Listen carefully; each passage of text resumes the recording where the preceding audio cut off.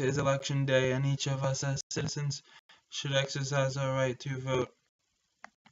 Regardless of which candidates you support, it is important that your voice and your vote is heard in the election process. As citizens, the right to vote is one of our most fundamental rights. On Tuesday, go out and vote for the candidates you support. President Obama perhaps said it the best in his interview on MSNBC with the Reverend Al Sharpton this Sunday, sitting on the sidelines. This election is unacceptable.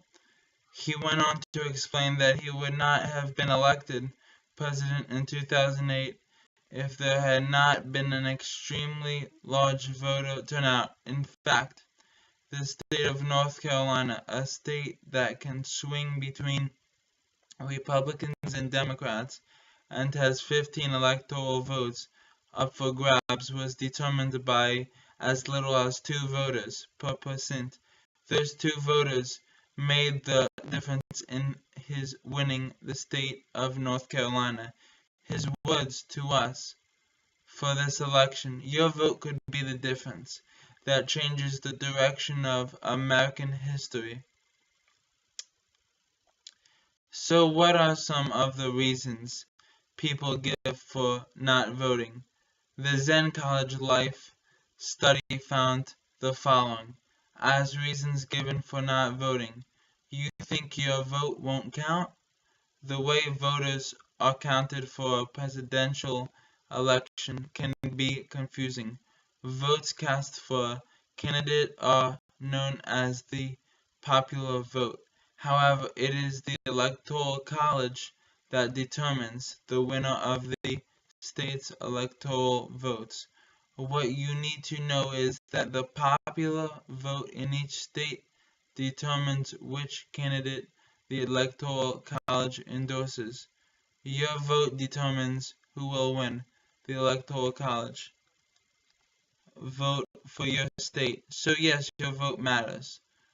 We do not have to look far back in our history to see just how close an election can be. Wikipedia details the election of 2000 between Al Gore and George W. Bush. Those election results were not known for a month after Election Day because the election was too close to call. It all came down to Florida, and count and recount of the votes are cast in the state.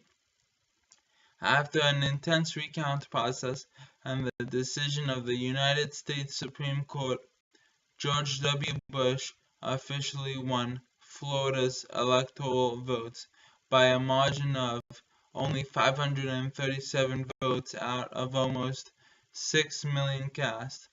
So when you think your vote doesn't matter, just remember how very close the Florida voting was. Another reason given is that you're just too busy. If it is true, we all live busy lives, so you need to make a plan to vote. Polling places open as early as 7 a.m. and stay open until 8 p.m. Plan the time in your day when you will go out to vote. Employers give their workers time off to vote. Use that time to go to your polling place. Remember, how many have fought for our right to vote? The least we can do is wait in line to honor their sacrifice. This year, of all years, it is easy to be apathetic.